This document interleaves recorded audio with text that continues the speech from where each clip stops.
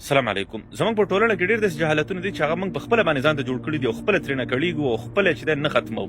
په دې سلسله کې د ودونو جهالتونه دي چې په دې ودونو کې کوم جهالتونه موږ ترسره کوو، دا شی موږ څومره سخت کړی دی په دې ټولنه کې. یو خو دا مجردان غریبانان لکه د بارنډې کټونه ټوله ورځ لمر ته پراته وي، که باران پرې ورېږي، که هر څه کېږي، څوک یې فکر نه کوي. خو چې بیا کله ورته خلک واده کوي نو هغه ودونو کې دا ولورونه شو او دا بابړی دی او دا فلانکیا دی او دا فلانکیا دی او دا فلانکیا رواج دی او دا داسې رواج دی او دا هغسې رواج دی. دا دونه پسې زیات شي چې دغه مجرد غریب 15 کاله 8 کاله 9 کاله د ایران او د سعودي او د دوبۍ او د اروپا په مسافرۍ باندې مجبوره کیږي، تر څو یوازې هلته یو خسر ناست دی چې هغه خسر جب ډک کړي، د هغه خواهش پوره کړي. خسر په دې فکر کې نه چې یاره زما دا لور په کور باندې سپین سري کېږي، زما د دې لور ځواني تباه کېږي، زما د دې زوم ځواني تباه کېږي. بس هغه په دې فکر کې چې زما دا جب دې ډک او زه دې په دې قام کې زما اوچته شملۍ او زما دې جب ته د پیسې راشي. یعنې هغه د خپل حرص د لاسه په انسانانو باندې ظلم کوي، انسانان ګناه ته مجبوره کوي. یو ځوان تباهي سره مخ کوي، د هغه ځواني ختموي، خو چې صرف او صرف د د زوړ خواهش د د جب ډکي او د دې چې په 10 لک او 15 لک او 20 لک افغانۍ دا ولور دې په واخلي او په دې باندې د خېټه ډکه کړي.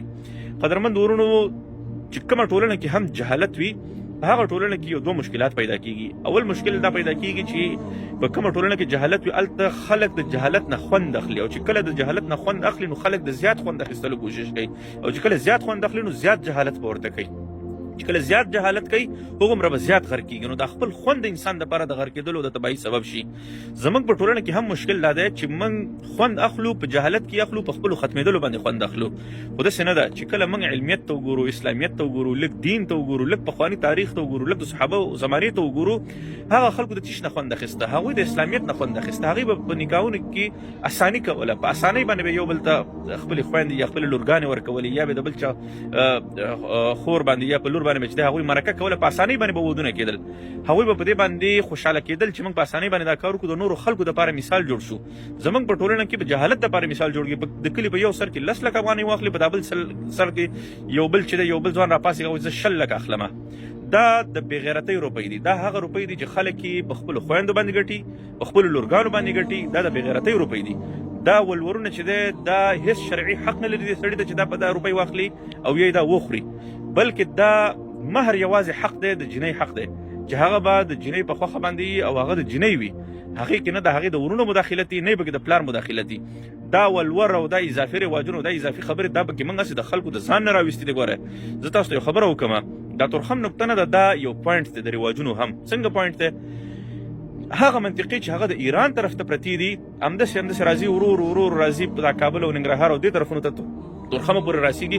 په دې کې د ایران نه چې غیر شرعي کوم رواجونه دی هغه راځي، او هغه ټولنې چې هغه د تورخم نه اخواته پرتې دي په هغې کې بیا د هند نه چې دی اوس دا جهیز او داسې زونه چې دی دا رواجونه د هند نه راغلي، دا نکریزې مکریزې شو، دا فلانکۍ شو، دا شمې ممې بلول شو، دا د دې شپه ده او دا د هغې شپه ده، دا شی نه د هندوانو نه راغلي، دا همداسې راغلي پسې لاهور ته او پنجابیانو ته او بیا ورپسې راغلي پښتونخوا ته او د تورخم باندې ودرېدلي دي، او دې طرف ته هم دغسې رواجونه دي.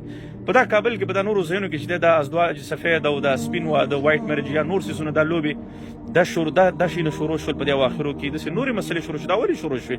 خو موږ په خپله خپلو ټولنو کې ودونه سخت کړي دي که نه، موږ په خپله باندې خپلو خپو باندې تبرونه وهلي دي. نو چې تر څو پورې موږ دا ودونه اسانه نه کړو، ته د بل چا لور ته مثال د خبرې د بل چا زوی ته مثال غلې چې والله زه به د هغه په خپل لور باندې به زه یو 20 لک افغانۍ واخلم، خو سبا ستا خپل زوی ته هم ته واده کوې که نه، ستا په دې خاندان کې خلک پیدا کېږي، لمسی دې پیدا کېږي، بل څوک پیدا کېږي، هغه ته به هم تاسو واده کوئ که نو هغه به هم بیا تاسو سره داسې کار کوي. نو چې کله ودونه سخت شي ته به پې لاړ شي، یا به مثال له خبرې دا پیسې به ډنګ وبوزه کې، یا به چېرته مصرف کې او بل شو کې، خو ته د دې اسلامي اتارټي یا د اسلامي نظام خاندان یا فامیل دا ټول ته ورسره منهدم کې، ودونه ورسره ناوخته کې. دا ځوانان دي ګرده په دا فلمونو باندې راوختي دي، دا ځوانان دي ګرده چې دی په نورو مرضونو پسې راوختي دي، دا ځوانان دي ګرده په دا عشق او عاشقۍ باندې راوختي دي. هر کله چې په ټولنه کې واده سختېږي په هغه ټولنه کې بیا زنا عامه کېږي. هغه ټولنه کې ځکه دا یوازې د هلک ضرورت نه دی، دا د جنۍ هم ضرورت دی. په دا کورونو کې موږ ګورو څومره پیغلې چې دی هغه سپین سري شي، څومره سړي چې دی هغې په ګیرو کې سپین ولګېږي، څومره سړي سرونو کې سپین ولګېږي، هغې غریبانان واده نشي کولی، د یو واده دپاره د ایران او د دوبۍ او د بل ځای مسافرۍ کوي. دا ټول خو دا خو موږ ته خو امریکایانو نه دي ویلي که نه چې دا کار تاسو وکئ. موږ ته چا ویلي؟ روسانو راته ویلي چې تاسو ولورې واخلئ غټې.